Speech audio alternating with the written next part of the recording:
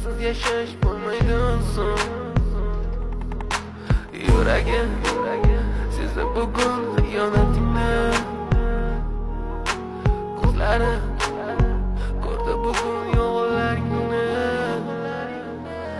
Inson nimaga sevar va nimalarga erishar, vaholanki va'dalar berayotgan lablar aldar, muhabbatga ishontirishga undar.